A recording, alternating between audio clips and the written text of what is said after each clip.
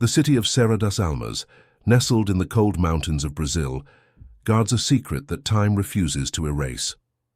The São Lucas Sanatorium, built in 1925 with the noble promise of being a beacon of cure and medical advancement, quickly saw its purpose deformed by human ambition and the brutal circumstances of a troubled era. Originally conceived to treat endemic diseases that plagued the region, the imposing eclectic-style mansion, with its broken stained glass and endless corridors, was hastily converted into a field hospital during the revolutionary conflicts of 1932, witnessing an endless flow of pain and despair. The whispers among the city's oldest residents, those who avoid even looking at the hill where the sanatorium stands, speak of inhuman medical experiments conducted by a director obsessed with scientific glory, of corridors that echoed with muffled screams, and the persistent smell of death and ether. Legend says that when the fog descends heavily upon Serra das Almas, you can hear not silence, but a low buzz of agony, a sonic remnant of the horrors that unfolded there. The official history records a tragic fire in 1947, which claimed dozens of lives and forced the abandonment of the place, but the unofficial history, fueled by fear and oral tradition, insists that many of those souls never managed to escape, remaining trapped between the charred walls, eternally repeating their last moments of terror. It was driven by a morbid fascination with these accounts and a somewhat peculiar professional need that Mateus, an architect specialized in restoring decaying historic structures, decided to include the São Lucas Sanatorium in his photographic documentation project. At 38, he had already visited dozens of ruins, but something about the sanatorium's aura attracted him irresistibly. His goal was to capture the macabre beauty of the decaying architecture, the contrast between past grandeur and nature's slow, inexorable reclamation. He didn't believe in ghosts. He believed in angles, in light, in the poetry of abandonment. Accompanied by his professional camera and a heavy tripod, he parked his car at the foot of the hill, late on a grey autumn afternoon. The air was cold and still, and the only sound was the creaking of skeletal tree branches swaying gently. The climb to the main gate was a journey in itself, with the building emerging from the mists like a slumbering giant, its facade scarred by fire and the action of time. A large iron gate, corroded by rust and held by a thick chain that someone, at some point, had cut with a blowtorch, swung slightly, producing a grating metallic sound. For Mateus, it was the gateway to a photographer's paradise. For anyone else, it would be the entrance to hell. He pushed the gate open with a prolonged creak that seemed to tear the veil of the mountain's silence. The inner courtyard was overgrown with tall weeds and debris, and the sanatorium's main facade rose before him, its dark windows like empty sockets watching his intrusion. Even with his skepticism, a chill ran down his spine. It was a physical sensation, a palpable change in air pressure. He shook off the feeling, attributing it to the cold and anticipation. "It's just an old building," he whispered to himself, the sound of his voice immediately swallowed by the silent vastness of the place. He decided to start with what seemed to have been the entrance hall. His feet stepped on broken glass and rotten wood, and every crackle echoed too loudly in the empty corridors. The interior was a labyrinth of shadows, with the faint late afternoon light filtering through cracks in the large windows, illuminating dust particles dancing in the air like microscopic spirits. He set up his camera on the tripod and began to work, the click of the shutter sounding like a gunshot in the stillness. It was then, while adjusting the focus to capture the main staircase of jacaranda wood, now covered in mold and ruined, that he saw it. A pale, indistinct figure, little more than a blur of movement in his peripheral vision, disappeared into the darkness of the corridor to his right. Mateus looked up quickly, his heart pounding against his ribs. "Hello?" His voice sounded weak and hesitant. "Is someone there?" The only response was his own echo, which repeated a few times before dying, leaving a silence even deeper and heavier than before. He tried to convince himself it had been a trick of the light, a reflection, the fatigue from the journey. But the seed of fear had been planted. The feeling of not being alone became a tangible presence, an oppressive weight in the air that made every breath a conscious effort. Mateus pointed the camera toward the corridor where the shadow had vanished, his hands trembling slightly as he adjusted the settings for a long exposure. Hoping against hope, that technology could capture something his eyes had failed to process.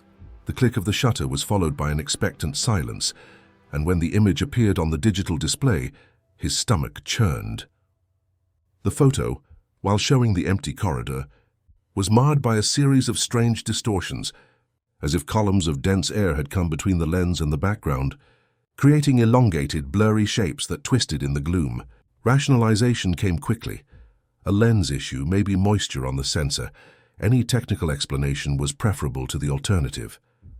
He decided to go deeper, moving cautiously through debris and shattered doors, every shadow cast by his flashlight making his pulse quicken. It was then that the whispers began, not as discernible voices, but like the rustling of dry leaves or the dragging of feet through dust, always coming from an adjacent room, always staying one step ahead of his investigation. The atmosphere was heavy, laden with a history of suffering that seemed to impregnate every brick, every splinter of wood. And Mateus felt this pain like a pressure in his own bones, a deep, invasive melancholy that did not belong to him. His mental escape into the technical world of photography completely collapsed when he entered what was once the surgical wing. The room was wider, with remnants of white tiles on the walls now blackened by fire, and the oxidized skeleton of a metal gurney in the center, its rotten leather straps hanging like lifeless snakes. The air here was icy, a dry, unnatural cold that made his skin crawl even through his jacket. It was in this moment of extreme vulnerability that the figure reappeared. This time it was not a peripheral glimpse, but a clear, terrifying apparition in the doorway at the far end. It was tall and thin, a human silhouette made of shadows darker than the surrounding darkness.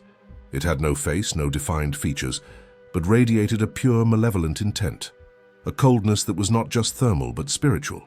For an instant that felt like an eternity. The entity and Mateus stood motionless, connected by an invisible thread of terror. Then the door behind the figure slammed shut with a violent bang, echoing through the empty room like a gunshot. The sound broke Mateus's trance. Panic, pure and irrational, took hold of him. He didn't think, he didn't question. His body reacted on survival instinct. He turned and ran, stumbling over rubble, his legs powered by fear, abandoning the expensive equipment without a second thought. The only thing that mattered was escaping that room, that floor, that presence. The whispers now transformed into quick, heavy footsteps behind him, always on his heels, always on the verge of catching him. He didn't dare look back. The desperate run through the dark corridors was a blur of shadowy doors and shadows that seemed to stretch out to reach him. He no longer had any sense of direction, guided only by the primal impulse to flee. Finally, he spotted a sliver of daylight filtering through a less obstructed window and, following it like a beacon, found a staircase leading to the lower floor. Closer to the exit he now craved with all his soul. As he descended the creaking steps, nearly falling in his haste, he found himself in a long corridor on the ground floor that seemed to lead toward the back of the building. It was then that the sounds behind him suddenly ceased. The chase had stopped. Gasping, sweating cold, he leaned against a wall trying to catch his breath and calm the heart beating uncontrollably in his chest. The silence was suddenly more terrifying than the footsteps. It was in this vacuum of sound that a new voice echoed, so clear and close he could feel the icy breath in his ear. It was a hoarse voice, laden with infinite sadness and a hint of sick curiosity that whispered, "Have you come to replace us?"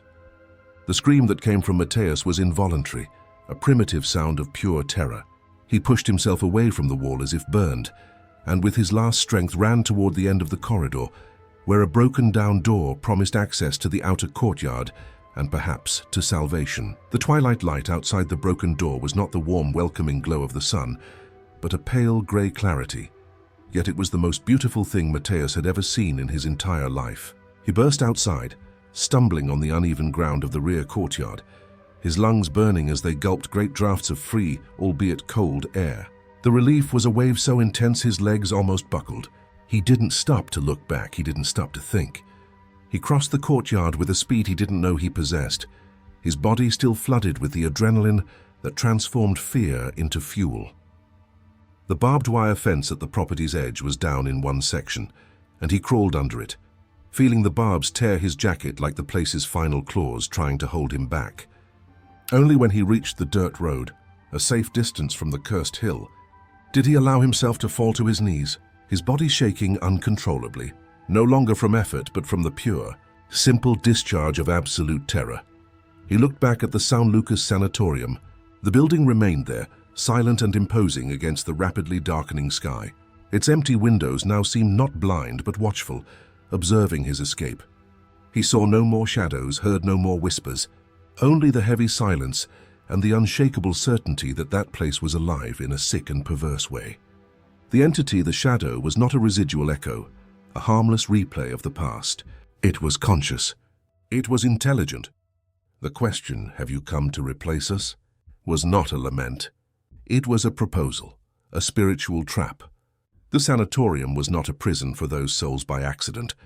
It was a hive, and the shadow was its queen, its guardian, always seeking new occupants to populate its court of despair.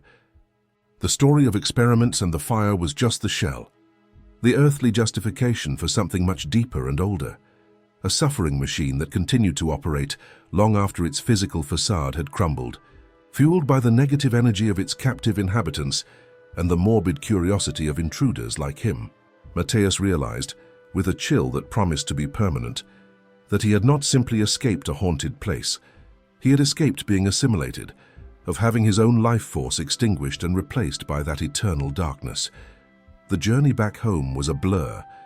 Familiar landscapes seemed strange, as if he were seeing the world through a dirty window. The normal sounds of the city, traffic, voices, the television, were aggressive and vulgar, unable to fill the silent void the sanatorium had excavated inside him. The nights became the worst part. The dark, once a friend, was now an enemy. Every shadow in his bedroom had the potential to elongate and take the form of that lean, faceless figure. The whisper, "Have you come to replace us?" echoed in his mind on the threshold of sleep, stealing his rest. He found himself constantly checking doors and windows, not for fear of thieves, but from an irrational terror of finding that unnatural cold seeping into his sanctuary. The documentation project was abandoned. The photos he had, those first ones, were deleted in a fit of panic. He couldn't bear to look at them, fearing he would see more than the initial distortions, fearing that the image itself could be a doorway. The experience had not made him curious, nor had it made him a believer in the supernatural. It had broken him. It had shown him that there are corners in the world where the rules are different, where darkness is not the absence of light, but an active and voracious presence. And the São Lucas Sanatorium was one of those places, a tumor on reality. And he, Mateus, had the misfortune of getting too close and feeling its sickly pulse. Weeks later, in a desperate attempt to exorcise his demons, he tried to put everything he had experienced on paper. The words came out truncated, inadequate to describe the depth of the horror. He scribbled a rough map of the place, marking the surgical wing with a trembling X. It was then that his eyes fixed on the drawing of the staircase he had descended in panic, the one that led him to the final corridor. And a memory, sharp and icy, surfaced. On the wall next to the door through which he escaped, almost completely covered by ivy and soot, there was a metal plaque. In faded letters it read, "Isolation Wing, Irrecoverable Cases." He had not escaped through some random service exit. He had fled through the heart of the place's deliberate madness, the location where the shadow, perhaps the first of the irrecoverable cases, exercised its total dominion. Mateus folded the paper and put it in a drawer, deciding that some doors, once opened, are best locked again and forgotten. The price of remembering was too high. The São Lucas Sanatorium could keep its secrets. He would keep his silence, in the fragile hope that with time the fear might turn into just a bad memory, and not the living monster that inhabited the dark corners of his own room.